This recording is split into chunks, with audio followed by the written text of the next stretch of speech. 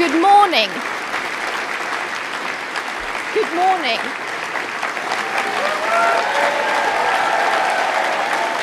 Good morning. And thank you.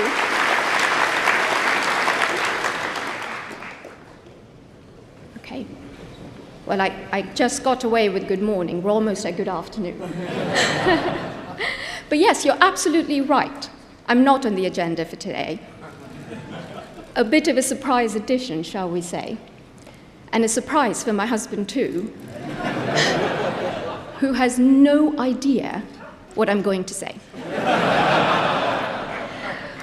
When I told our lovely girls, Krishna and Anushka, about being here today, they were also quite surprised.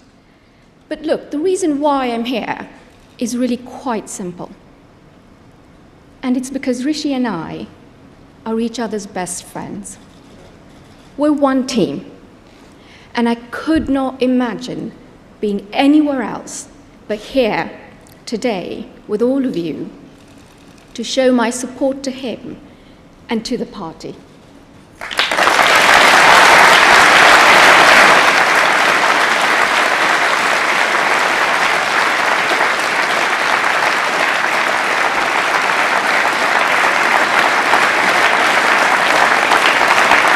Now, as you'd expect, there's been a lot about Rishi in the media, about who he is, what he likes, what he doesn't like, what motivates him, and so forth.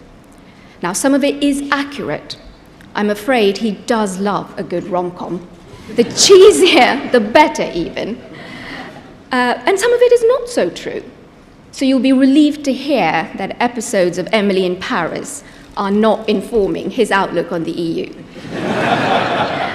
But in all seriousness, though, as we gather here today to look to the future of the UK, I'm so grateful to have this chance to talk to all of you about the man who is leading us there. Now, let me start with one word that sums up my husband, and that is aspiration. Aspiration runs through his DNA like it does this party's.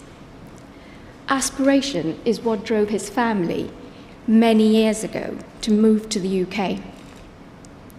And aspiration is what drives Rishi to build for a better country and a better life for all our young people to look forward to.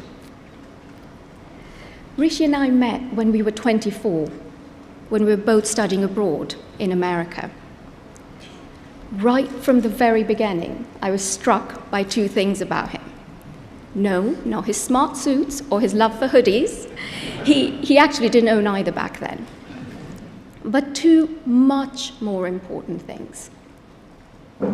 His deep love for his home, the United Kingdom, and his sincere desire to ensure as many people as possible have a chance to have the opportunities he was lucky enough to have had. It completely energized him. At the time, I wondered if this passion was just youthful optimism. Today, I'm not sure youthful optimism is a term you can still use about a man in his 40s.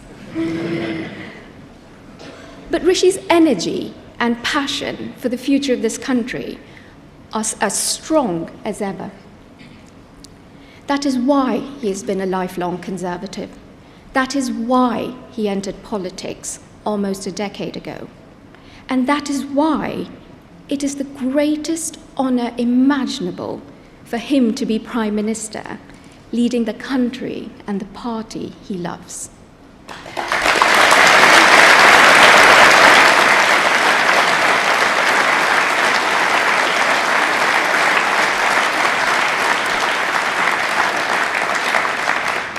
As I said earlier, getting together with Rishi almost 20 years ago was not the easy route. It meant, in our early days together, a complicated, long-distance relationship. But let me tell you, on the other hand, being with Rishi was the easiest decision of my life. He's fun, he's thoughtful, he's compassionate, and he has an incredible zest for life.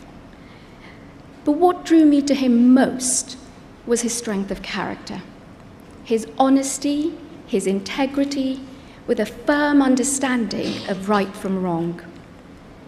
It's what I'm still drawn to even today, after 14 years of being married. As you may know, Rishi is the son of a GP and a pharmacist. His parents moved to the UK from East Africa with very little, but they built here a life for themselves and for their children. For Rishi's dad, being involved in his patients' lives beyond the doctor's surgery was a big part of how he saw his role.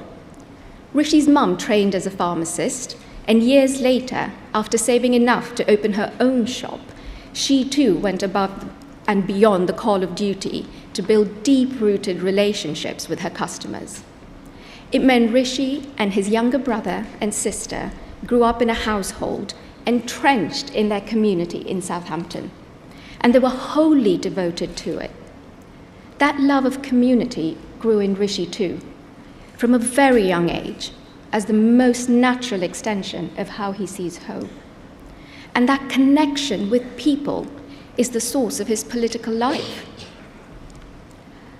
Rishi cares deeply about this party and the values that underpin it. I would like to take this opportunity to thank you all for the support you've already shown him and for the warm welcome you've given our young family. Please know that Rishi is working hard to do the right thing for the country, not just for now, but for the long term, with honesty and with integrity.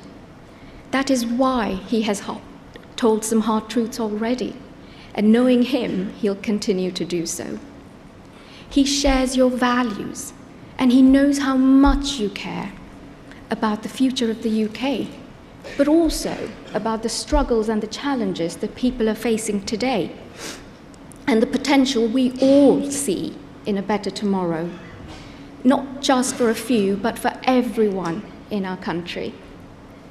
Just as with our girls, he wants the next generation to grow up in a country that offers them opportunity and hope, a country that helps them build rock-solid foundations, with a deep respect for hard work and the confidence to fulfill their potential, and a love for community in all its forms.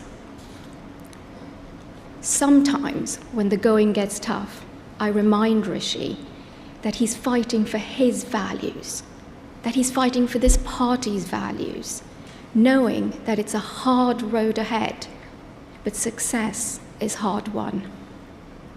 Rishi, you know this. You know that doing the right thing for the long term, even when it's hard, is the right thing to do. And I hope you also know how proud you make our girls and me every single day.